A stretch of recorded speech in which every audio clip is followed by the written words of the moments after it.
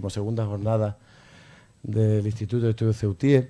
Agradecer la asistencia y presentar hoy al primero de nuestros ponentes, don José María Campos, ceutí, empresario, hombre polifacético, como sabemos todos, y con un larguísimo currículum. Podíamos hablar desde ser magistrado suplente de la Audiencia de Cádiz en Ceuta, presidencia de la Autoridad Portuaria, fundó y presidió la Confederación de Empresarios, la Cámara de Comercio, y además dedicó su tiempo, que parezca mentira, después de todo lo que hemos dicho, le sobró para escribir. Escribir sobre Ceuta, sus problemas, soluciones, allá por el 97, sobre Ceuta el laberinto o Predicando en el desierto. Uno de los libros que sí que me he podido leer, y además con atención, fue el de Aldercrín, El Protectorado, que también ha sido de los editados más recientemente y de mucho interés. Y bueno, para no cansarles y no hacer una ponencia del ponente, precisamente, un pequeño detalle que también seguro que conocen, pues fue fundador de Perfumería Roma, allá cuando vendía no solamente perfumes, sino pinturas y demás. Aquello era un gran almacén, y diseñó el logotipo que muchos de los que éramos pequeños allá por la época a la que estamos tratando, somos de la generación del 78, el que les habla, y precisamente pues cuando uno ve personajes como usted, pues se siente halagado de poder presentarlo. Sin más, no le quito ni un minuto, don José María, y bueno, tiempo suyo. Muchísimas gracias. Yo solamente una corrección.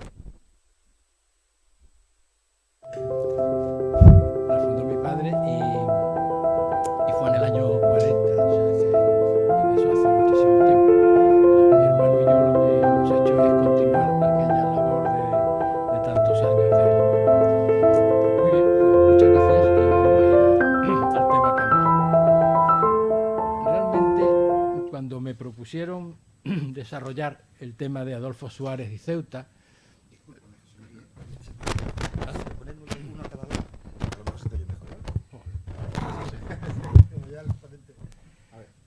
cuando me propusieron tocar el tema de Adolfo Suárez y Ceuta, la transición, naturalmente, me creí que era un tema fácil, porque al fin y al cabo lo había vivido cada una de esas cosas, y creí, bueno, pues le dije que sobre la marcha, le dije a José Antonio Alarcón que sí, porque pensé que era fácil. Cuando me metí en archivos, me metí a recordar aquellos tiempos, vi la prensa y recorrí todo lo que había ocurrido, pues me di cuenta que el tema no era absolutamente fácil, era muy difícil. Muy difícil porque hay tantos acontecimientos que contar, tantas cosas ocurrieron en Ceuta durante esos años, que me quedé realmente asombrado al ver todo lo que habíamos pasado en Ceuta tanto tiempo, ¿no?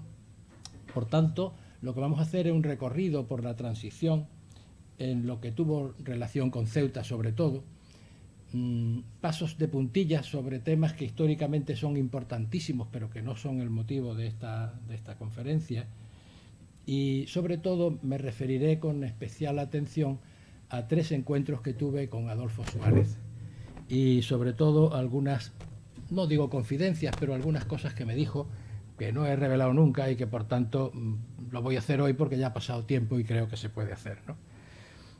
Bien, los antecedentes del tema que vamos a tratar. Año 1927. En el año 1927 terminan las campañas de Marruecos, todas las campañas del Rif, de Yebala, todo aquello, y por tanto Ceuta, que había sido la retaguardia de todo eso, que había servido de aprovisionamiento de todas las fuerzas, donde descansaban los soldados, donde se curaban, donde todo eso de pronto desapareció. Y Ceuta entró en una profunda crisis a partir del año 1927. De manera que es un dato a tener en cuenta y que explica mucho de lo que ocurrió posteriormente. Después, en el año 1956 se produce ya la independencia de Marruecos, y es otro palo para Ceuta, porque nosotros teníamos, como todos los puertos, tienen un interland, una zona a la que servir. La zona a la que servía Ceuta con su puerto era el protectorado de Marruecos e incluso países que estaban al sur. Pero de pronto también eso se terminó, se cerró la frontera y nuestro puerto fue, como dijo un amigo, un puerto a ninguna parte. Teníamos un puerto, pero no servía para nada. Por tanto, esa situación también fue muy difícil para Ceuta y enseguida trajo problemas fronterizos. Marruecos, naturalmente, instituyó una frontera, no tenían experiencia en ese asunto, y aunque existían todavía fuerzas españolas en el protectorado de Marruecos, que estuvieron durante algún tiempo, pero no cabe duda que la frontera empezó a endurecerse. Y ese endurecimiento iba a ser progresivo. Ahora estamos hablando del endurecimiento de la frontera y vamos a ver lo que ocurría durante esos años. Años 57 y 58. Solamente ha pasado un año o dos desde la independencia. En octubre del 57 se produce el ataque a Ifni por el llamado Ejército de Liberación Marroquí y cuando se estabiliza la situación, replegándose todas las fuerzas sobre Sidi Ifni, pues salta el tema al Sáhara. Y tenemos una campaña en Ifni y Sáhara que repercute directamente sobre Ceuta. En Ceuta aumentan los problemas fronterizos y la frontera marroquí se endurece. Recuerdo que en aquellos tiempos y posteriores se llegaba a la frontera, había que rellenar, por supuesto, el papelito blanco ese célebre, todo el mundo tenía que rellenarlo, nos agolpábamos delante de la ventanilla y íbamos depositando el pasaporte allí. Y el policía, cuando ya tenía 40 o 50 pasaportes, se los metía para adentro y ya se perdía. Allí podíamos esperar tiempo y tiempo y tiempo. Y cuando terminaba iba echando pasaportes encima de eso y los que estábamos en aquel lío nos íbamos repartiendo los pasaportes por la cara que tenía, ¿no? Es decir, la frontera marroquí entonces se endureció mucho porque, claro, no había una guerra declarada, pero no cabe duda que el Ejército de Liberación Marroquí tenía vínculos y esos vínculos se notaron en la frontera, ¿no? Y llegamos al año quizá más difícil, al año de 1975. Se ha estabilizado ya la guerra del Sáhara mediante una operación que se hace conjuntamente con los franceses, la operación Écubillon.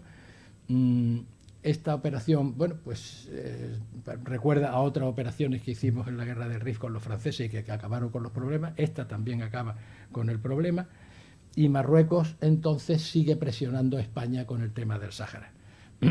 El 6 de junio de ese año 75, a las 15:05, estalla una bomba en el Hotel La Muralla, justo en el linde con la Comandancia General. Es algo inaudito. En Ceuta nunca habíamos vivido una situación de esta. Yo recuerdo, estaba en la calle Sargento Mena, oí la explosión. Todos en Ceuta salimos a la calle a ver qué ocurría. Fue una situación dificilísima. Resultó un centinela herido. Pero es que cuando estábamos tratando de asimilar todo aquello, a las 4:30 de la tarde, 1 hora y media después, estalla otro artefacto. Yo le llamo bombas, pero vamos para entendernos, ¿no? Ahora se le llama artefactos explosivos. Bueno, pues otro artefacto explosivo en Calvo Sotelo 26, que hoy es la Marina, donde estaba la comandancia de Marina precisamente. Hay 2 víctimas, uno de ellos, Fernando Fernández Moreno, de 25 años, muerto, y su compañero que iba con él, herido. De manera que eso en Ceuta fue una verdadera tragedia, es decir, que no estábamos preparados mentalmente para una situación como esta y se cierra inmediatamente las fronteras del Tarajal y de Benzú. El Ejército y la Guardia Civil brindan completamente la frontera y se expulsa a 400 musulmanes de Ceuta, que entonces tenían lo que se llamaba tarjeta estadística, no tenían ninguna documentación más que una tarjeta estadística. Era pues un documento rarísimo porque no eran ni marroquíes ni eran españoles, era un documento local que se llamaba la tarjeta estadística. Pues 400 son expulsados a Marruecos. El comercio naturalmente entra en crisis absoluta, es decir, no venía nadie de la península, no venía nadie de Marruecos, los que estábamos aquí con la moral por los suelos, es decir, la situación era límite en Ceuta en ese momento. Entonces los cargos de delegado del gobierno y comandante general estaban unidos y los desempeñaba accidentalmente el general Pedro Fontenla Fernández, el cual se encontró con este problema desde los 2 ámbitos, desde el militar y desde el civil. El alcalde era Alfonso Sotelo Azorín, el cual organizó una colecta a favor de esos dos heridos, del que había fallecido y del otro, que consiguió reunir 250.000 pesetas de entonces, ¿no? Pero no teníamos, la ciudad estaba completamente paralizada.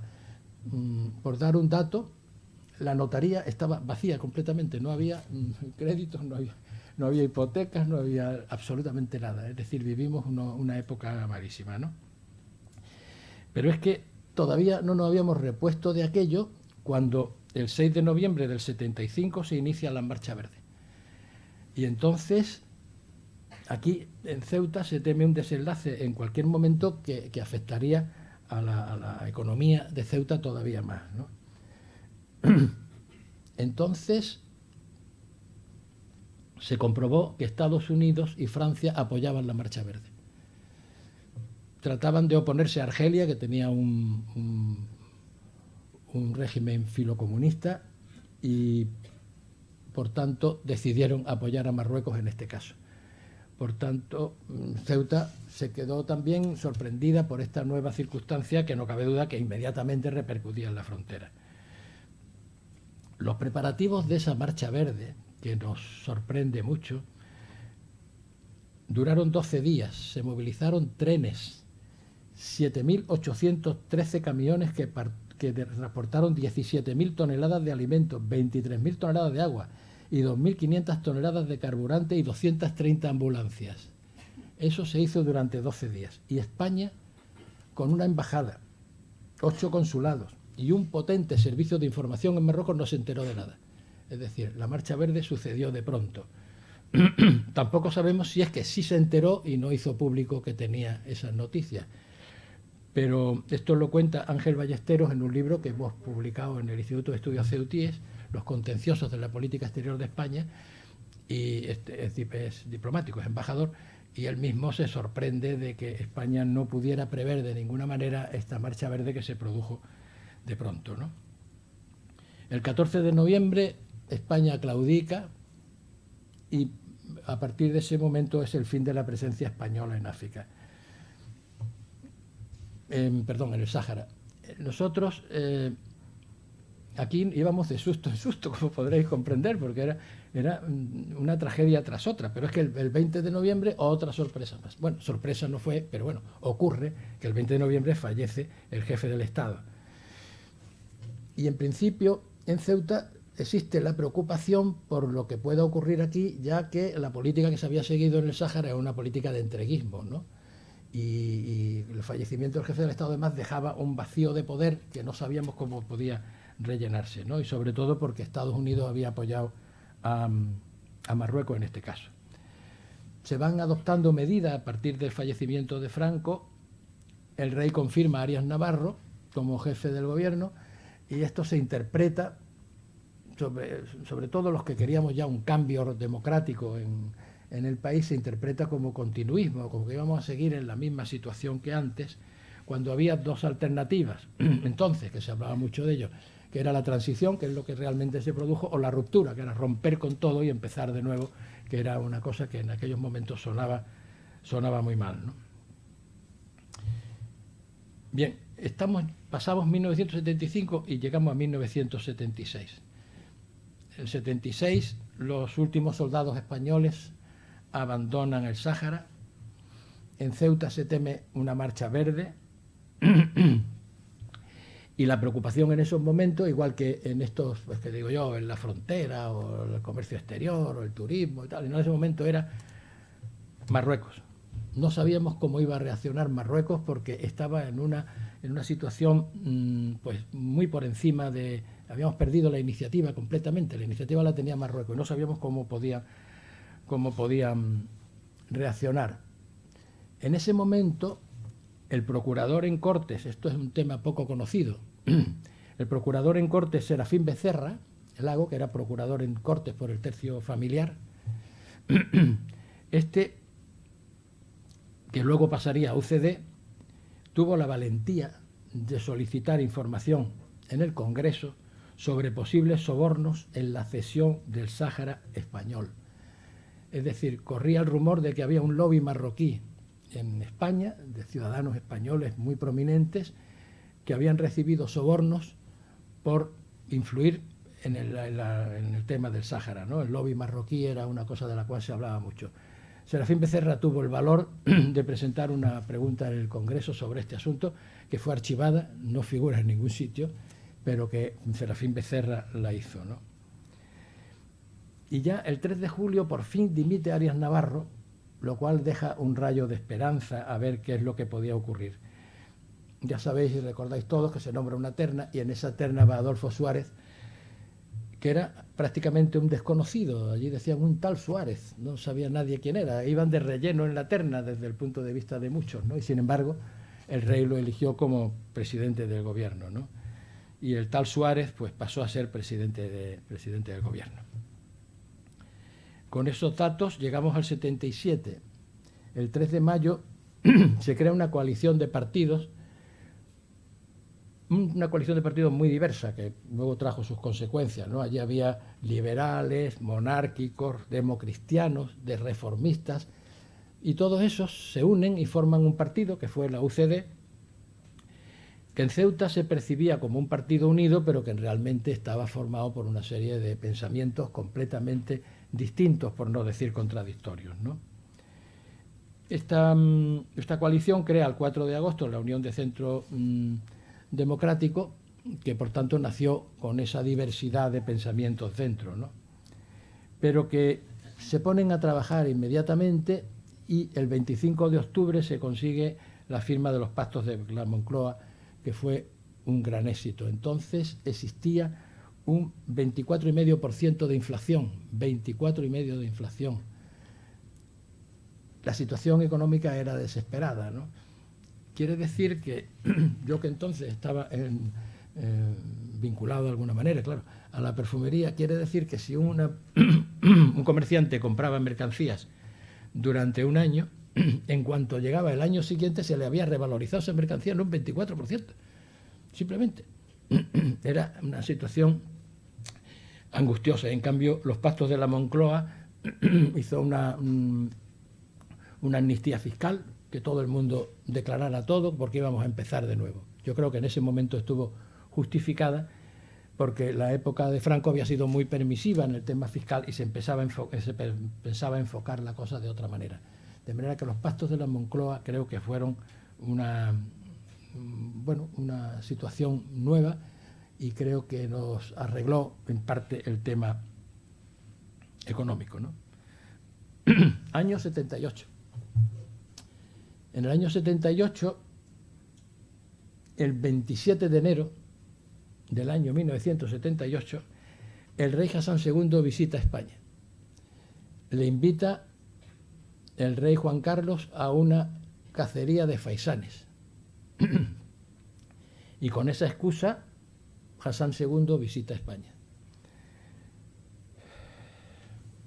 Tiene una reunión con Adolfo Suárez, a la que asisten también Marcelino Oreja y el vicepresidente Gutiérrez Mellado, y se produce un enfrentamiento dialéctico, porque Hassan II acusa al régimen español de debilidad frente al régimen marroquí, que estaba consolidado y firme. Se lo dice así.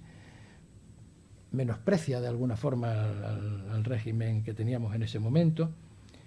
Incluso se publicó, porque claro, esas conversaciones fueron entre estas personas que dice, pero se publicó que Hassan II amenazó veladamente con atacar Ceuta y Melilla si no se le devolvía. Y Suárez le contestó también, según estas fuentes periodísticas, por supuesto, que si Hassan II hacía esto, al minuto siguiente ordenaría bombardear Casablanca y Rabat. Esa fue la respuesta de Adolfo Suárez o sea que la entrevista fue tremenda, ¿no? Esto lo he buscado en dos fuentes para ver si lo confirmaban, que son Alberto Aza, que era el asesor del presidente, y Fernando Onega, que era su jefe de gabinete y del tema de prensa.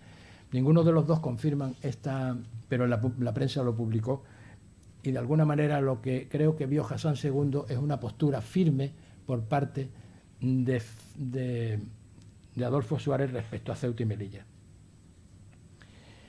Entonces, cuando ocurre esto, hubo una segunda cena durante su estancia en Madrid, ofrecida por Hassan II en la Embajada de Marruecos en Madrid.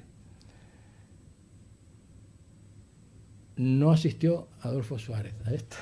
A esta cena Adolfo Suárez no asistió.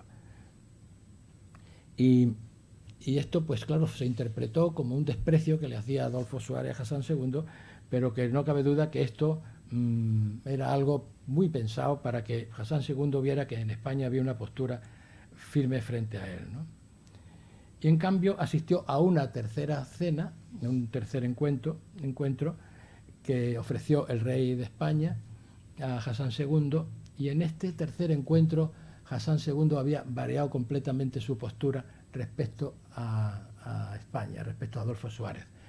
Incluso llegó a elogiarlo ante el rey, dijo que ojalá tuviera él un primer ministro como Adolfo Suárez, es decir, que fue muy elogioso en este otro encuentro, y por tanto aquello terminó no bien, pero bueno, por lo menos razonablemente bien. Pero es que a los 2 días de producirse esto, yo era entonces secretario de prensa de la UCD en Ceuta, y nos citan a Madrid a una reunión de todos los secretarios de prensa de España, a un curso de formación, por decirlo así, ¿no? Y nos invitan a un hotel en Madrid que se llamaba Don Quijote, que lo he buscado y sigue existiendo, por lo visto, y nos citan allí a un encuentro y tenemos una reunión de trabajo en el hotel donde nos explican bueno, pues lo que es los servicios de prensa, cómo teníamos que actuar, la coordinación entre todos nosotros, es decir, un tema pues totalmente teórico, ¿no? Pero nos dicen que nos va a recibir el presidente Suárez.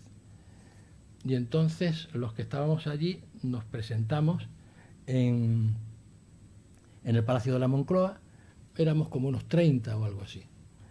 Nos sentaron en una media luna alrededor de una mesa, bueno, una mesa, no voy a decir presidencial, una mesa que estaba integrada en el grupo aquel, no estaba separada, sino que le rodeábamos casi nosotros, y en esa mesa entró Adolfo Suárez.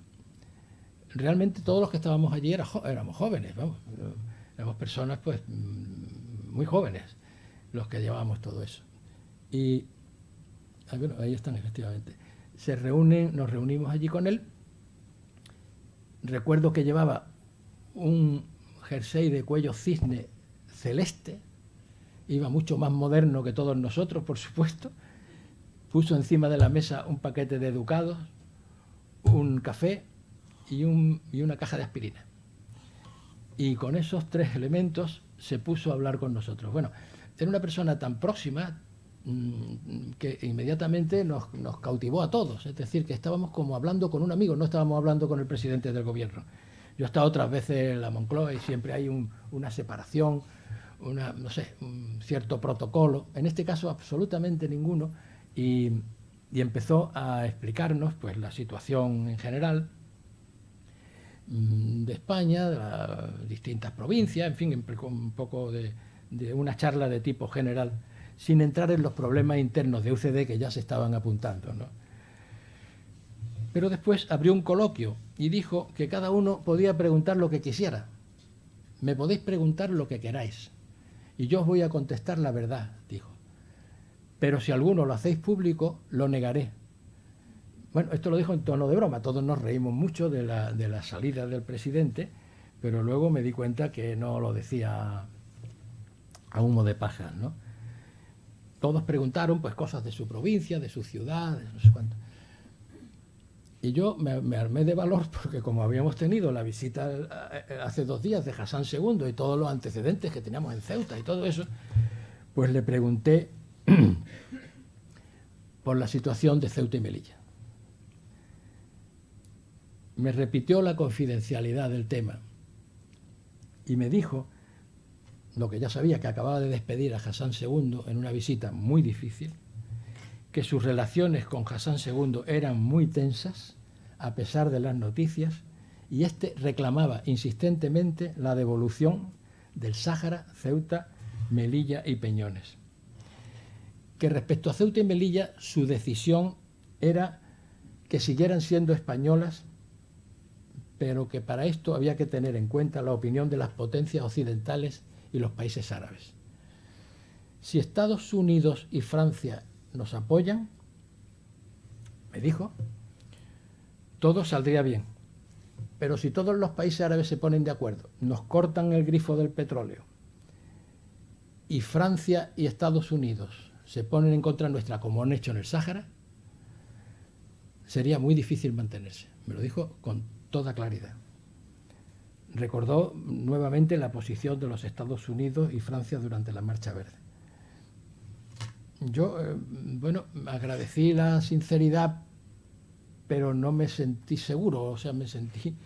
Pero desde luego lo que no cabe duda es que me había dicho lo que realmente pensaba en ese momento, ¿no?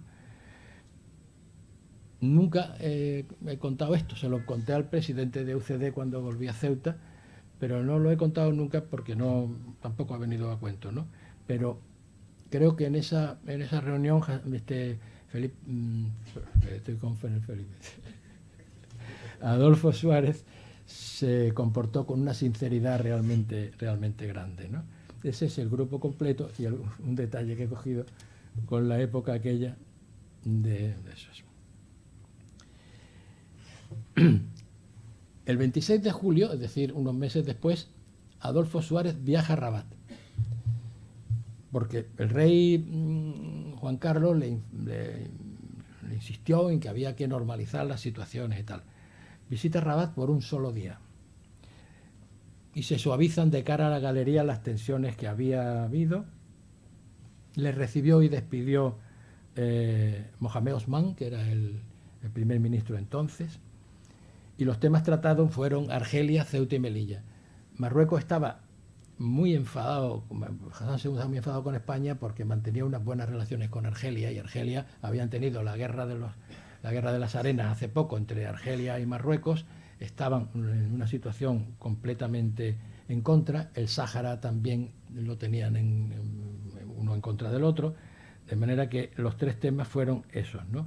Y el diario comunista Al Bayan, en esa visita de Suárez, publicó diciendo que era necesario solucionar tres temas importantes que eran, y cambió, Canarias, Ceuta y Melilla. Es decir, Canarias aparecía ahí en la sombra como algo que podía también reivindicarse en algún momento, ¿no? El viaje de Suárez apaciguó un poco los ánimos, por lo menos de cara a la galería, y Ceuta respiró tranquila por esas noticias, ¿no? En Ceuta, en ese momento, a nivel interior, nos encontrábamos con que los partidos políticos de izquierda estaban perfectamente organizados. El Partido Comunista estaba organizado, el Partido Socialista también estaba organizado. Sin embargo, digamos, del centro y de la derecha, pues no estaban organizados en absoluto. Hubo que empezar de cero, ¿no? Yo me acuerdo que en aquella época, anteriormente a afiliarme a UCD, me entrevisté con representantes del Partido Socialista y de UCD para saber cómo pensaban respecto a Ceuta y saber cuál era su ideario, ¿no? Porque ya digo que en ese momento teníamos la experiencia, yo tenía la experiencia de la universidad donde todos habíamos sido reclamantes de la democracia y como era lógico en aquellos tiempos, pero quería saber cómo pensaban todo esto. Después de eso, no cabe duda que tomé contacto con Francisco Lería y Ortiz de Saracho, personaje mal olvidado en Ceuta, pero que convendría recuperar. Era un abogado de prestigio en la ciudad, que yo lo conocía como abogado, porque yo también lo era, pero que no lo conocía desde el punto de vista político. Él me dio unas explicaciones sobre eso y fue quizá el que me decidió para afiliarme a UCD, ¿no? Con los sindicatos pasaba igual. Nos encontrábamos con comisiones obreras perfectamente organizadas, UGT perfectamente organizada, pero en el otro lado los sindicatos, aquellos verticales, patronales y todo eso, habían desaparecido completamente, y los empresarios iban cada uno por un sitio, igual que los profesionales, igual que todo el mundo, ¿no? Por tanto, yo entonces lo que hice fue constituir una federación de comercio donde se unieron todos los comerciantes para poder de alguna manera gestionar los convenios colectivos y todo esto frente a los sindicatos que estaban, ya digo, perfectamente organizados. Y cuando ya estamos pasando de todo esto, que estamos en el año 78 ya,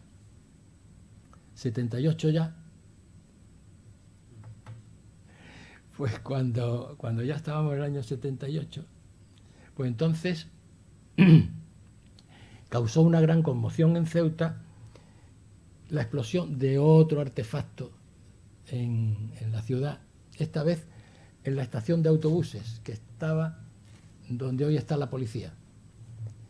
Ese artefacto estalló el 22 de octubre en la estación de autobuses.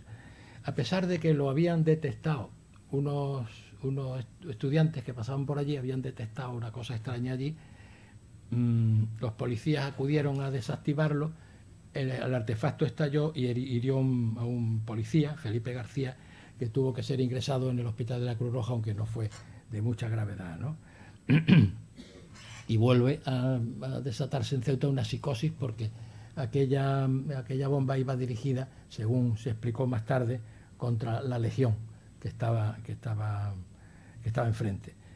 Fue reivindicada por el Frente Patriótico Marroquí, igual que la anterior, y se reivindicó ante la agencia Fran Press de Madrid y se dijo que iba contra la Legión, precisamente. Lo que llamó la atención lo de la Marcha Verde, pero es que llama la atención también que la anterior bomba y esta no se identificó a los autores, no se detuvo a nadie y no hubo ninguna noticia sobre quién había puesto esta otra bomba, ¿no? Bien, y en este año también se aprueba la Constitución, que fue refrendada por el pueblo el 6 de diciembre y que entró en vigor el 29 de diciembre. Y aquí llegamos a otro momento culminante de la historia de Ceuta de aquellos tiempos, porque se incluye por fin la disposición transitoria quinta. La disposición transitoria quinta hace que Ceuta y Melilla aparezcan en la Constitución. En principio no aparecía, Ceuta y Melilla no aparecían. Y fue una lucha de los parlamentarios de Ceuta y de los partidos políticos y de los ciudadanos y de todo el mundo que tratamos de que Ceuta apareciera en la Constitución. Hay un librito de Francisco Lería que se llama Operación Ceuta y Melilla, un libro pequeñito, que explica perfectamente la labor que se hizo en este momento para que Ceuta y Melilla figuraran en la Constitución. Entonces era Antonio Domínguez, era el diputado, y Francisco Lería y Serafín Becerra eran los dos senadores. Y también tuvimos el apoyo en la sombra de Gutiérrez Mellado. El general Gutiérrez Mellado siempre estuvo a favor de Ceuta en todos estos temas. Pero en ese momento Andalucía no nos quiso, en Andalucía, recordamos eso, Andalucía no quiso que formara parte Ceuta y Melilla de Andalucía. Era por motivos políticos, naturalmente, porque claro, Ceuta aportaba unos votos que si se aportaban a favor de UCD ellos podían perder el gobierno de Andalucía y no quisieron que Ceuta estuviera dentro de Andalucía y por tanto los senadores que he citado y tal pudieron introducir la transitoria quinta que nos permitía esto. Pero con estar en la Constitución no habíamos hecho más que empezar, es decir, la lucha por tener una autonomía comenzaba entonces, ¿no? Y llegamos ahora sí al 79. Sí. Adolfo Suárez gana las elecciones por segunda vez, en el año 79. Pero la ventaja es tan exigua que, sobre todo en provincias, que el Partido Comunista y el PSOE se ponen de acuerdo y gobiernan las grandes ciudades. Ahí empieza el desmoronamiento de UCD, porque las grandes ciudades van a ser gobernadas por esa coalición de Partido Comunista y Partido Socialista. Fue incompleta la victoria y se empezaron ya a atisbar la crisis interna de UCD, que por cierto no se apreciaba en Ceuta. En Ceuta estábamos quizás en la inopia en estos temas porque creíamos que UCD era un partido unido. Sabíamos todos que venían de una coalición, pero no había nunca habido problemas, ¿no? Y cuando estamos muy contentos con nuestra transitoria quinta, El 5 de marzo del 79, a las 20:30, otro artefacto explosiona en la tercera planta del Hotel Ulises. Ahora todo eso lo vemos lejano, pero fue así. Otra bomba en el Hotel Ulises, frente a un edificio de viviendas militares que, como sabéis, hay enfrente, y que era el objetivo, no te cabe duda, ¿no? Sí, hace muy bien. 6 heridos de consideración y 11 leves. Uno de los heridos era coronel del ejército. Lo reivindicó también el Frente Patriótico Marroquí. No hubo detenidos ni se identificó a nadie.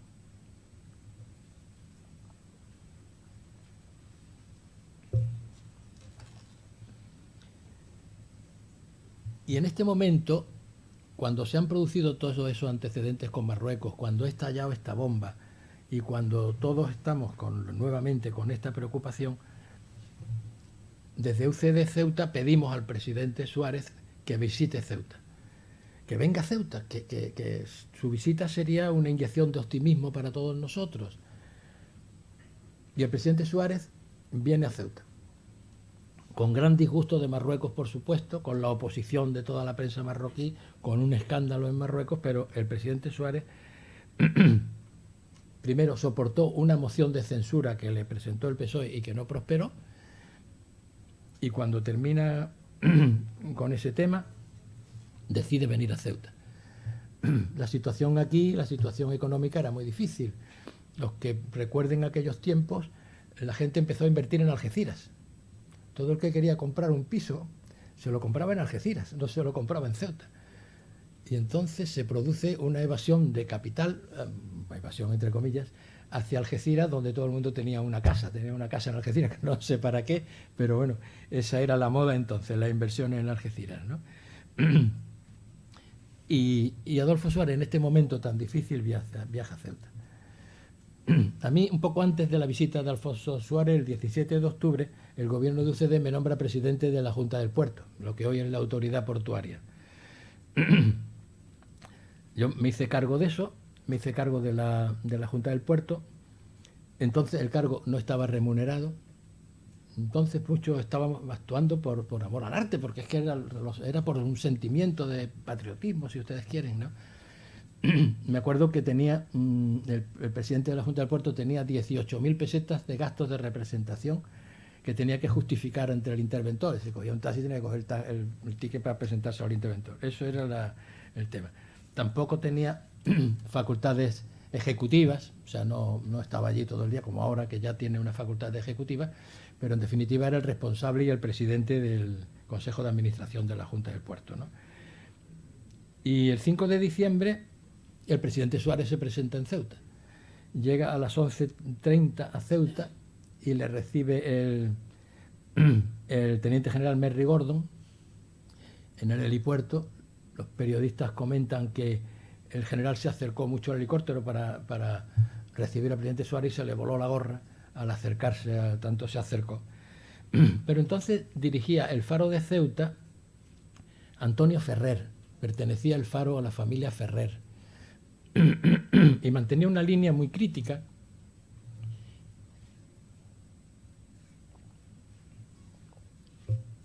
Mantenía una línea muy crítica, de tal forma que el día que llegó Suárez, la primera página había una foto de Suárez y otras tres fotos del barrio del Príncipe. 3 fotos terribles del barrio del Príncipe y un titular muy fuerte que decía: un gueto fuera de programa. Y ese fue el recibimiento, aparte de un editorial también muy crítico, desmenuzando los problemas de Ceuta. Pero una de las características de Suárez era que aceptaba la crítica, era un hombre que aceptaba la crítica, ¿no? Y en su partido era muy criticado por los distintos sectores, sobre todo el democristiano, y era un hombre que aceptaba la crítica, de manera que no se inmutó ante la primera página del Faro. Entonces era secretario general de la UCD en Ceuta Pedro Martí, y nos comunicó que acompañarían al presidente los ministros de Trabajo, que era Pérez Millares, de Industria, Bayón Mariné, la secretaria de Estado de Información, que era Rosa Posada, y el director del gabinete de Presidencia, que era una persona clave, que era Alberto Aza. Venía también un representante del Ministerio del Interior. Y entonces ya el diputado por Ceuta era Francisco Olivencia y los senadores Serafín Becerra y Antonio Domínguez. Habían cambiado el tema. También tuvimos aquí un corresponsal de la agencia marroquí MAP en Madrid que calificó de inoportuna la visita, es decir, que la prensa Marruecos estaba muy dolida de que esta visita se hubiera producido, ¿no? Esto, como vemos ahí, Adolfo Suárez vino en un helicóptero de la Fuerza Aérea. Entonces el helipuerto, como ya sabéis, estaba en Loma Margarita, era el helipuerto militar, y tuvo una agenda muy apretada. Visitó la delegación del gobierno, donde mantuvo una reunión con los delegados de los distintos ministerios allí, y atravesó la Plaza de los Reyes andando, con lo cual todo el mundo tuvo ocasión de saludarlo, de darle la mano, se mezcló con la gente cruzando la Plaza de los Reyes, ¿no? Visitó la Cámara de Comercio para conocer los problemas de los empresarios de Ceuta. Se reunió también con la Corporación Municipal, también para conocer los problemas concretos de la ciudad. Asistió a un acto castrense en el acuartelamiento de la Legión, donde hubo un sábado legionario, adelantado un día porque no era sábado, donde presenció un sábado legionario que él mismo me confió que fue realmente emocionante. Y también tuvo un encuentro con los mandos militares, porque entonces había en Ceuta 12.000 hombres, y entre las notas que he encontrado sobre ese encuentro con los mandos militares, dijo exactamente en una de las intervenciones: no se puede responder a los terroristas convirtiéndonos en asesinos como ellos. Un comentario sobre el terrorismo que había entonces de ETA, ¿no? No se puede responder a los terroristas convirtiéndonos en asesinos como ellos. Y luego mantuvo una reunión con la Comisión Ejecutiva de UCD, donde tuvimos también ocasión de cambiar impresión y de explicarle la difícil situación que vivía la ciudad. Y allí manifestó que la entrada de España en la OTAN beneficiaría mucho a Ceuta y que no debíamos entrar en la OTAN a cualquier precio, sino que había que negociar que Ceuta estuviera perfectamente integrada en la OTAN. Y que igual ocurría con la Comunidad Económica Europea, que debíamos entrar pero no a cualquier precio, que teníamos que negociar el caso concreto de Ceuta. Y también en esto tuvo razón. Inauguró la central térmica de Endesa en ese viaje. Y hay un dato muy, muy curioso que ocurrió en esta visita, poco conocido por otra parte, que es que inauguró la Casa del Mar. No todos sabéis dónde está la Casa del Mar, al final de Cañonero Dato, ¿no? Yo estaba prácticamente a su lado en ese momento, como era un tema, bueno, con cierta relación con el puerto. Y allí sucedieron dos pequeños incidentes. Yo recuerdo que Adolfo Suárez llevaba un servicio de protección, un servicio de... y llevaban un botón rojo aquí para identificarse entre ellos y que lo identificara la policía. Iban con traje, chaqueta y con un botón rojo aquí. Iban rodeando al presidente.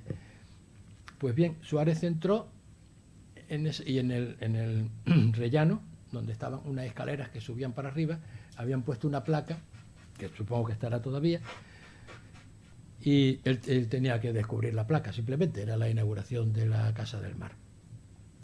Bien, pues entonces se desprendió un cristal que iban bordeando la escalera hacia arriba.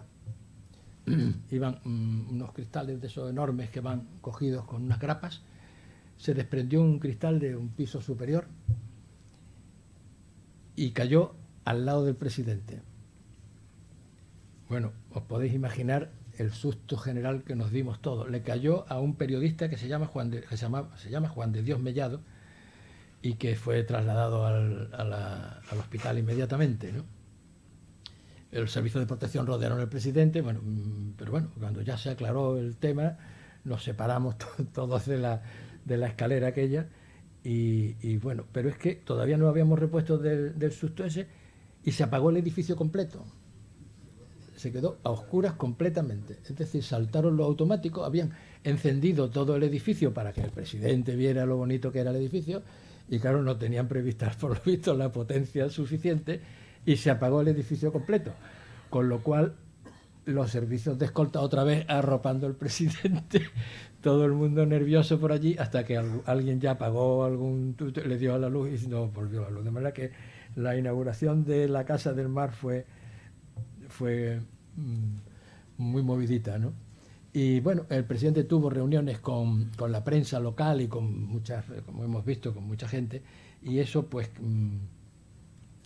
la visita esa y el talante del presidente, pues que no cabe duda que elevó la moral de todos en Ceuta en aquellos años difíciles. Yo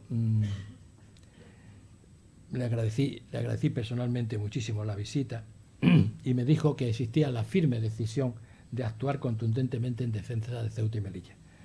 Entonces los tiempos ya iban cambiando respecto a lo anterior, ¿no? Pero ya estamos en el año 81 y el presidente Suárez dimite como presidente del gobierno y de la UCD. La situación dentro era tan insostenible, era tan criticada, estaba presionado por los militares de derechas.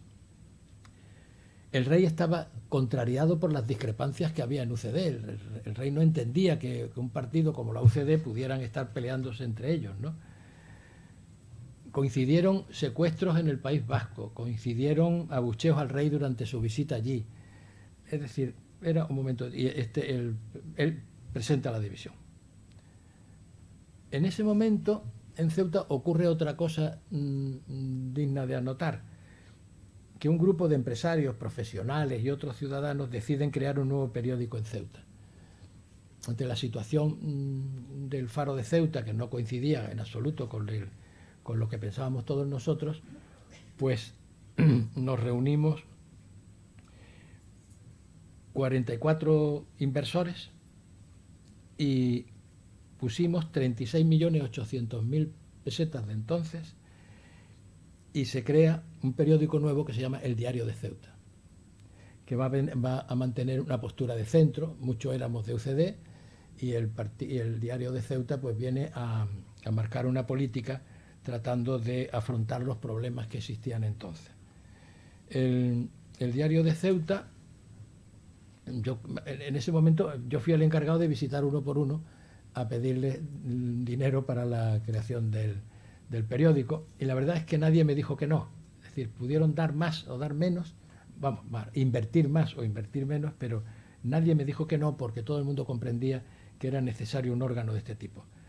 Ese periódico se editó en 1982, aunque la recolecta la hicimos en el 81, y estuvo vigente hasta el 6 de octubre del 83, porque todos los socios nos integramos después en el Faro de Ceuta, que ya se había vendido por la familia Ferrer al no poder soportar la competencia con el Diario de Ceuta, pero claro, allí estábamos al mismo tiempo los anunciantes en ese periódico, entonces era imposible competir con él, ¿no? Y por tanto se vendió y ya nosotros nos integramos en el Faro de Ceuta y ya siguió adelante el Faro de Ceuta, ¿no? Y en este año pues se produce el golpe de Estado de Tejero, de manera que durante la sesión de investidura de Leopoldo Calvo Sotelo, como todos sabéis, que había sido designado por el rey nuevo presidente, se produce la entrada de los guardias civiles al mando de Tejero y la valiente reacción de Suárez y de Gutiérrez Mellado, que también la sabéis todos vosotros. Antes, al entrar, hemos comentado que yo estaba en el despacho hablando con Luis Manso, que está aquí conmigo, y a mí me llamaron por teléfono y me comunicaron lo del golpe de Estado de Tejero. Nosotros, que estaríamos hablando de la verbena de las viudas o de alguna cosa de esas que había entonces, pues se lo dije a Luis Manso, que entonces estaba destinado en regular estrés, supongo, y salió corriendo inmediatamente porque la situación era realmente muy difícil, ¿no? Yo en el golpe de Tejero pues tengo esa anécdota, por no entrar en el tema, que no es de... Y también que coincidí en una boda con el que era jefe del Estado Mayor de la Guardia Civil, para que pensemos lo que fue aquello, y este hombre me confió que él estaba jugando al dominó en el casino, en Madrid, en un casino en Madrid jugando al dominó, y entonces llamaron a su casa y le dijeron a su mujer que tenía que presentarse inmediatamente porque había ocurrido una cosa muy grave. La mujer estaba sentada allí en la boda también. Y entonces la mujer le llamó por teléfono, le dijo lo que había ocurrido, que un coche le estaba esperando en la puerta ya. Él salió corriendo, se fue a su casa, no sabía lo que había ocurrido, dice que se puso la guerrera, no se cambió los pantalones, se puso la guerrera, se colgó la pistola, que entonces la Guardia Civil llevaba un correaje así, se colgó el correaje con la pistola, se subió en el coche y el chofer ya tenía orden de llevarlo al cuartel general de la Guardia Civil. Y por el camino el chofer le explicó qué es lo que había ocurrido y por qué había ocurrido todo aquello. Y entonces este hombre en esa boda me confiaba. Dice, claro, yo en ese momento decía, bueno, ¿y yo qué hago? ¿Me pongo de parte de este Tejero? ¿Me pongo de parte de este? ¿Qué habrá pasado? ¿Qué fuerza habrá detrás de uno, detrás del otro? Es decir, la misma disyuntiva de la guerra civil, es decir, cuando estalla el movimiento, que uno no sabe dónde. Pues ese me lo contó y la mujer también lo atestiguaba, que fueron momentos difíciles hasta que nada el hombre pues reaccionó como tenía que haber reaccionado, ¿no? Enfrentándose al problema desde el punto de vista constitucional. Bien, en el año 82 España se integra en la Organización del Tratado del Atlántico Norte, que fue confirmado por referéndum en marzo del 86, y esto produce un principio de tranquilidad en Ceuta, pero también de preocupación, porque no se reconoce a Ceuta y Melilla bajo el paraguas protector de la OTAN. Entonces, la excusa era que no se estaba en Europa. No estamos, geográficamente, evidentemente, no estamos en Europa, pero había habido otras excepciones, ¿no? Y me acordé lo que me había dicho Adolfo Suárez, no a cualquier precio. Pero bueno, entonces yo creo que había que firmar en barbecho cualquier cosa que nos ofrecieran porque la situación no estaba para otra cosa, ¿no? Ese año 82, Adolfo Suárez ya no aguanta más, se da de baja en UCD en julio del 82 y junto a otros de su partido crean el Centro Democrático y Social. Y esto ya agudiza la crisis de UCD porque se pasaron al nuevo partido muchos de los militantes más destacados de UCD. En Ceuta ocurrió exactamente lo mismo. Muchas personas de UCD destacadas se pasaron al CDS. Por mi parte, yo continué en UCD de forma pasiva, porque realmente ya que yo estaba casi destruido, y de la Junta del Puerto dimití en el 83 en cuanto entró el Partido Socialista, ganó el ganar las elecciones. Me pidieron seguir en el cargo porque no tenían entonces un sucesor. Cuando entra el Partido Socialista no tenía a veces gente para cubrir todos los cargos que tenía y muchas veces pues en mi caso también tuvimos que seguir en el cargo hasta que ya se consiguió un sucesor, ¿no? Año 85, España entra en la Comunidad Económica Europea, siendo ya presidente Felipe González. El Tratado de Adhesión se firma en el 85, el 12 de junio del 85, y Ceuta había elegido el régimen que tenemos dentro de la Unión Europea. Con Leopoldo Calvo Sotelo habíamos tenido unas reuniones de empresarios y de profesionales en Ceuta y se nos pidió qué queríamos ser. Si queríamos integrarnos dentro de la Unión Europea, perdíamos todas las ventajas fiscales que teníamos, perdíamos las posibilidades de libre importación y exportación que teníamos, dejábamos de ser territorio franco, o también podíamos pedir que se conservaran esos privilegios, por decirlo de alguna forma, que eran tradicionales para Ceuta, ¿no? En aquellas reuniones elegimos esto, es decir, conservar el régimen económico fiscal, no pertenecer a la Unión Aduanera, ni a la política agraria común, ni a la política de pesca, y eso fue realmente como se aprobó en el Tratado de Adhesión, a través de un protocolo, que es el protocolo número 2, el cual establecía las condiciones de Ceuta. En mi opinión, hoy día esas circunstancias han cambiado.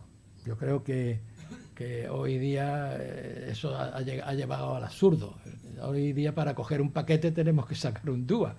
Es decir, que la situación es insostenible. Es decir, que yo quiero matricular un coche en Marbella y no puedo matricularlo en Marbella, ni pagando el IVA, ni pagando los impuestos. tenemos 5 controles, es decir, yo tengo un control con la policía, otro con la Guardia Civil, otro con... Es decir, la situación hoy día ha cambiado y yo creo que nosotros debíamos integrarnos dentro de la Unión Aduanera como el resto de España y el régimen fiscal tratar de conservarlo o crear un periodo transitorio para integrarnos, pero que la situación actual ya no es la de esa época. Y ya en la oposición, Adolfo Suárez, en una intervención en el Congreso de los Diputados, cuando era presidente Felipe González, dijo, entre otras cosas, creo conveniente la constitución de una comisión del Parlamento que destruya toda la problemática de Ceuta y Melilla desde todas las perspectivas, incluida la del cumplimiento constitucional, pero también las de seguridad global en las ciudades. Es decir, que cuando ya no pertenecía al gobierno, todo esto, ya Felipe González se acordaba de Adolfo Suárez se acordaba de Ceuta en este caso, ¿no? Y en el año 91, Adolfo Suárez dimite como presidente del CDS, también había llegado a una situación muy difícil, y abandona definitivamente la política. Aquí se abre un paréntesis en la vida de Suárez, que entonces se dedica íntegramente a la familia, y porque él intuía o sabía o tenía conocimiento de que iban a empezar a surgir problemas, ya que en 1994, 3 años después, su esposa Amparo es operada, como ya sabéis, de cáncer de mama. Y en el año 95, tras una lucha denodada de todos los partidos políticos, de los ciudadanos, todos manifestándonos en Madrid con las pancartas y todo aquello, pues por fin el Estatuto de Autonomía de Ceuta aparece en una ley orgánica, ¿no? Ahí los parlamentarios de UCD, todo el pueblo de Ceuta, el apoyo en su día de la UCD de Adolfo Suárez, todo eso culmina con la concesión del estatuto que teníamos previsto ya a través de la transitoria quinta, que ya me he referido a ella, ¿no? Era presidente de la ciudad Basilio Fernández, del partido Progreso y Futuro de Ceuta, y el presidente del gobierno era, como hemos dicho, Felipe González. Este fue un hito también en la historia de la ciudad, ¿no? Y en el año 99 vuelve a aparecer en escena Felipe González en Ceuta. Adolfo Suárez, yo no sé por qué tengo yo. Yo no sé por qué. Aparece Adolfo Suárez en Ceuta. En ese año 99 se va a otorgar el primer premio Convivencia Ciudad Autónoma de Ceuta, y curiosamente la organización de todo ese premio se le concede a una empresa catalana. Claro, la empresa catalana no sabía absolutamente nada de Ceuta, de tal manera que se crea incluso un comité consultivo para que pueda servir de asesores a la empresa catalana que iba a llevar el premio Convivencia Ciudad Autónoma de Ceuta. Este comité consultivo va a ser clave en la historia del premio Convivencia. Yo he pertenecido a él desde 1999 y dimití el año pasado. Forman un jurado, que yo formaba parte de ese primer premio Convivencia, y alguien en el jurado sugirió que sería oficialmente bien recibido que el primer premio Convivencia se le otorgara a Adolfo Suárez, argumentando que lo estaba pasando muy mal y que además tenía problemas económicos. Realmente Adolfo Suárez lo pasó muy mal, efectivamente, como hemos visto, y al mismo tiempo tenía problemas económicos, ya que se gastó parte de su patrimonio en tratar el cáncer de su hija, ¿no? Pero es que la recomendación no fue necesaria, porque ya todos habíamos acordado por unanimidad que era el premio Convivencia era para Adolfo Suárez. Por tanto, se le concedió y además se le concedió por unanimidad. Con ese dato, Adolfo Suárez llegó a Ceuta de nuevo en el helicóptero desde Málaga el 30 de abril a las 14:30. Le recibió el presidente de la ciudad, que era entonces Jesús Fortes. De allí pasaron a un almuerzo en el restaurante La Peña, que estaba en el Parque del Mediterráneo, y después hizo un recorrido de la Plaza de África a la Plaza de los Reyes, también, pues como os podéis imaginar, con un contacto con el público tremendo, ¿no? Y recibió allí el afecto de los ciudadanos, que yo creo que para él era muy necesario, ¿no? Y por la tarde, tras firmar en el libro de oro de la ciudad, se le entregó el primer premio Convivencia en el Salón del Trono. Podéis imaginaros, yo estaba allí en primera fila tratando de conseguir un rato para hablar con él, ¿no?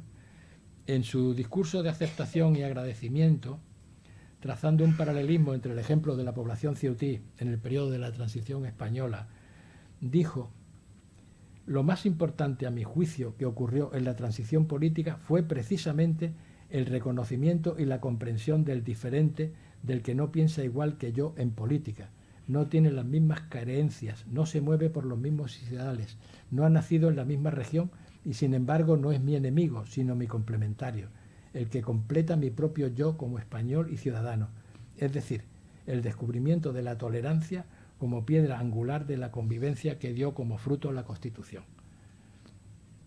Bien, después tuvo lugar una cena de gala en el Hotel La Muralla y por mi parte pude hablar por fin brevemente con él. Le expliqué su ayuda decisiva en los momentos difíciles con Marruecos, con la autonomía, con tantos asuntos, y él, que había perdido, no sé, ese encanto, esa proximidad que yo le había visto anteriormente, me puso la mano en el hombro y me dijo: ¿qué tiempos aquellos? Y no me dijo nada más. Cuando al día siguiente cogió de nuevo el helicóptero para regresar, pensé que había dejado en todos nosotros la imagen de diálogo y convivencia que fueron los motores, creo yo, de la transición. Y esta mañana lo decíamos en televisión, que uno de los grandes éxitos de la transición era el diálogo entre los distintos partidos, entre las distintas facciones, incluso el Partido Comunista, es decir, todos, ¿no? Y ese diálogo, esa negociación es la que hoy echamos de menos mucho en la política, ¿no? Ahí le vemos en esa foto con las distintas autoridades de entonces en el Palacio, en el Salón del Trono del Palacio Autonómico, ¿no? Bien, y entramos ya en el 2003, que según reconoció más tarde su hijo, Adolfo Suárez Illana, padecía la enfermedad de Alzheimer desde este año, desde el 2003, aunque no se había hecho público. Habían transcurrido solo 4 años desde su visita a Ceuta. Y en el 2001, cuando estaba con muy buena salud todavía, había fallecido su esposa del cáncer de mama con 66 años, y en 2004 moría igualmente su hija Marian, de 44. De manera que esa fue la parte triste de la vida de Suárez, ¿no? En 2008, el rey, comprendiendo el sufrimiento de esta familia y todo lo que había hecho Adolfo Suárez, le concede el Toisón de Oro y le visita en su domicilio acompañado de la reina, de forma totalmente privada, sin medios de comunicación, sin nada. En el relato de Fernando Onega, en su libro Puedo prometer y prometo, que luego vamos a leer una cosa de él, el rey entró a la habitación, le abrazó y le preguntó cómo estaba. La contestación de Adolfo Suárez fue: ¿tú también vienes a pedir dinero? El rey contestó en broma, naturalmente: claro, yo vengo a pedir dinero donde sé que hay, le dijo el rey. Pero, claro, esa respuesta denotaba el estado de salud del expresidente, ¿no? Y la única foto que se hizo pública de ese encuentro fue la que están los dos paseando de espaldas, que vemos ahí, que desde luego fue una foto magistral, ¿no? Y ya hasta 2014, el 23 de marzo, fallece Adolfo Suárez a los 81 años de edad, después de 11 años de enfermedad. Estuvo 11 años con el Alzheimer. Desde 1999, que se le dio el premio Convivencia, hasta 2014, Ceuta se olvida completamente de Adolfo Suárez. No hay ni una calle, nada. Hasta que tras su muerte se le da nombre a la biblioteca, a la biblioteca pública que donde nos encontramos, que lo vamos a ver ahora mismo.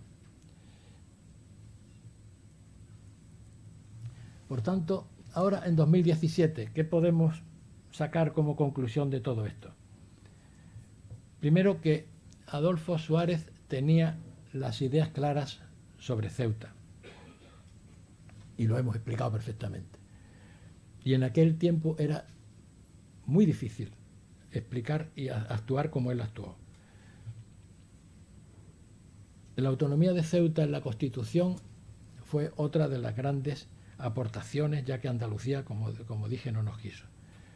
La actitud frente a Marruecos, esa actitud clara, esa actitud desafiante incluso ante el rey Hassan II, que era entonces una autoridad tremenda. La proximidad con Ceuta como con otras ciudades, que yo lo notaba porque podíamos ir a Madrid y exponer nuestros problemas y tal, es otra de las cosas, ¿no? Y el tema de la OTAN, que siempre fue partidario de no entrar a cualquier precio, tanto en eso como en la Comunidad Económica Europea, la hoy Unión Europea, creo que fueron las grandes aportaciones de Ceuta. Y luego, naturalmente, la tragedia de un hombre, porque es que hay que ver lo que esta persona pasó desde que se retiró de la política. Ya hemos visto la situación familiar que ocurrió. Y yo, para terminar, les voy a leer unos párrafos del libro de Onega, que es Puedo prometer y prometo, en el que dice: pasados tantos años, la recuerdo como una experiencia maravillosa, agrandada por la perspectiva del tiempo. Desde mi butaca he visto cómo se sembraban semillas de libertad y germinaban al día siguiente. He visto abrir las compuertas a los derechos civiles que llevaban generaciones atrapados. He visto encauzar protestas y allanar el camino del poder a los marginados. Y estuve al lado de un hombre que, sin otros instrumentos que su audacia y su visión de las necesidades de un país, se levantaba cada mañana a enfrentarse con poderes invisibles que pretendían impedirlo. Sufrió mucho, incluso físicamente. Tuvo que escuchar la mayor ofensa, que es la que alguien le llame traidor a una persona decente. Moría gente asesinada por la espalda y le decían que era por su culpa. Padeció la injusticia de quienes confundían al gobernante con el mago. Le dejaron solo aquellos con quienes compartió responsabilidades y honores. Le negaron la paz en misa y hubo quien torció la cara y apartó la mirada a su lado en una calle de Madrid. Todo esto ocurrió, pero amparado por el rey Juan Carlos, cogió una España con presos políticos y exiliados y les otorgó amnistía. Cogió una España secularmente dividida por odios irracionales y supo construir la reconciliación. Cogió una España de verdades únicas, de las que hizo un país donde cabían todas las verdades. Y cogió una España de fundamentalismos y en su lugar levantó monumentos al diálogo y a la comprensión. Muchas gracias.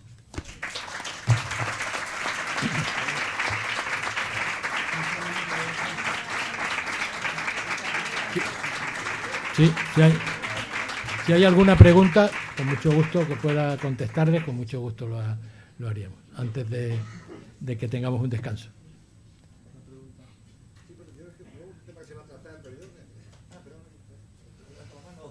Tú eres. Antonio, por favor. Antonio. Sí, hay dos temas que me han parecido un tanto edulcorados, ¿no? José María,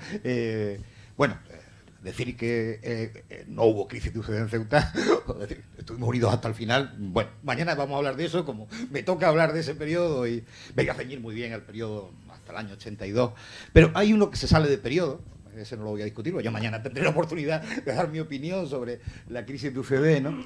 Que fue dura, intensa, y el diario no se crea con motivo de la crisis de UCD, básicamente. Acuérdate, Olivencia, Lería, los demócratas cristianos, el antiguo PP, Partido Popular, la gente de Pío Cabanilla, que fue el núcleo fundacional, pero bueno, mañana... Pero en el tema del estatuto, ahí no voy a pasar, mi amigo Adolfo estará probablemente en contra de lo que yo diga. Es decir, si pasó algo con ese estatuto del 95, fue la pura traición de la memoria de Paco Lería, de la memoria de Serafín Becerra y de la memoria de Antonio Domínguez. Ellos, además, sí consiguieron, una vez que Andalucía no era posible, la UCD apostó siempre por Andalucía, y cuando no fue posible, eso sí que quizás fue el único punto de consenso en toda la transición política. Ceuta fue una ciudad sin consenso, una ciudad dividida, duramente dividida, mucho más allá que el propio Estado, ¿no? Que logró fraguar una constitución unitaria y de consenso, ¿no? En Ceuta la división fue terrible. no hubo capacidad de tener un ayuntamiento estable hasta el año 87. Bueno, pues mañana hablaremos de toda esa división profunda que la ciudad vivió. Pero, desde luego, si en algo hubo consenso, era en la transitoria quinta. Pero la transitoria quinta no decía que nos diera un estatuto aconstitucional, porque no dimana de la propia Constitución española. Esa ley orgánica, no sé por qué es orgánica, porque no desarrolla la Constitución, evidentemente no la desarrolla. Lo que la transitoria quinta decía, y lo que todos consensuaron, desde el PSOE a la UCD, a todas las fuerzas políticas de la ciudad en aquel momento, fue que Ceuta se pudiera constituir en comunidad autónoma, cosa que sus ayuntamientos aprobaron reiteradamente, por unanimidad la primera vez, en el año 81, en septiembre del 81, en un ayuntamiento que solo se puso de acuerdo en una cosa, en esa precisamente. No hubo más acuerdos en ese ayuntamiento, que además se dinamitó rápidamente, ¿no? Y lo que pasa es que no se produjo la segunda parte, nos guste o no nos guste. Las Cortes Generales no lo autorizaron. Eso es una realidad y nos dieron otra cosa. Pero no, yo por lo menos es una cosa. Podremos discutir si es mejor, si es peor, cuáles son las causas, que eso además luego va a haber intervención de fondo de Adolfo y no voy a entrar. Pero yo creo que no conviene edulcorar tanto la cuestión, porque yo creo que en realidad, si algo querían Paco Lería, Serafín Becerra, y querían los ceutíes de entonces, era precisamente que las Cortes Generales lo hubieran autorizado. Y hoy tuviéramos mayor, menor, pero el primer artículo dijera: Ceuta se constituye en comunidad autónoma conforme a la transitoria quinta. Bueno, vamos a ver. José Antonio, yo no es que he edulcorado, yo lo que pasa es que he hecho esfuerzos sobrehumanos por no meterme en los caminos laterales que esto tiene, porque si no habría estado aquí toda la tarde. Es decir, yo me he tratado de simplificar esto para que de alguna manera me centrara en el tema de Adolfo Suárez.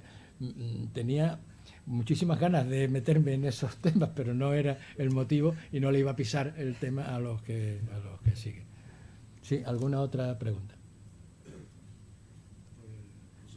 Yo sí quisiera vamos Alfa, entre el... ¿No se escucha bien? ¿Me pasa, por favor? Bien, primero, enhorabuena. Una cosa, quizás sea por la generación, como decía, sí, somos los hijos de esta Constitución.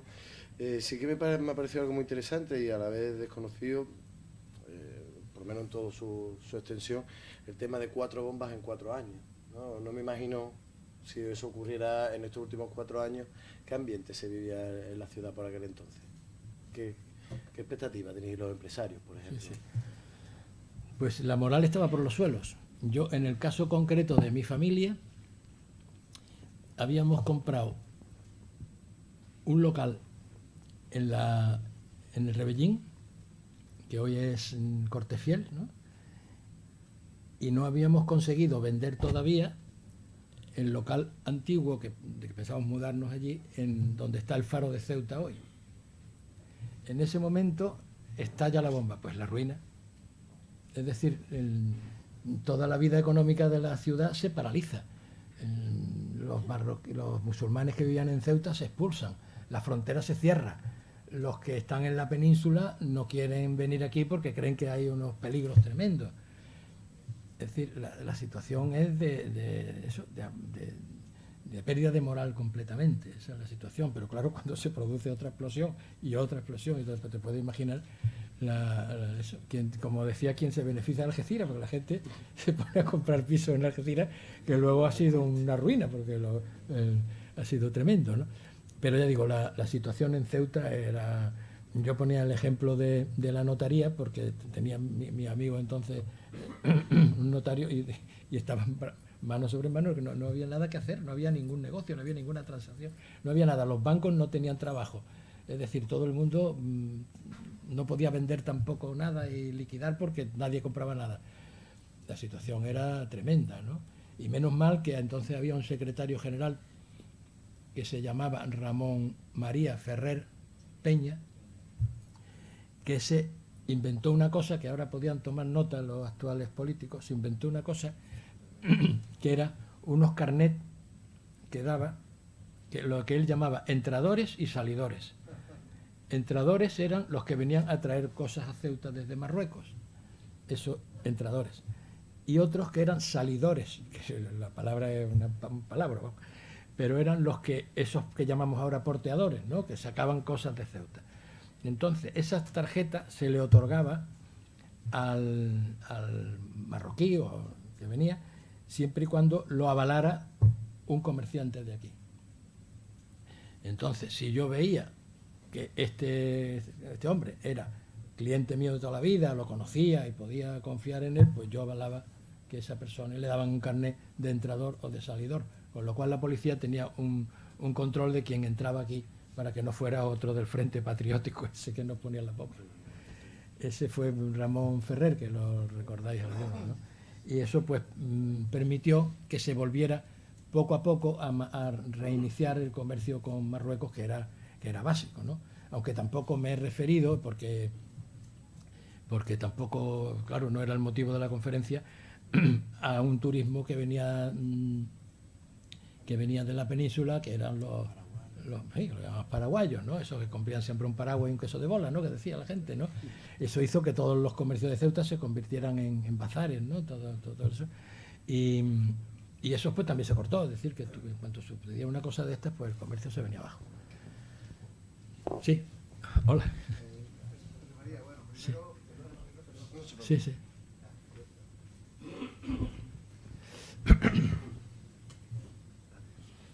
Primero, bueno, sí, Miguel Gómez Oliver. Primero, felicidades por tu conferencia, porque además responde muy bien a lo de recuerdos y experiencia de la transición. Sí.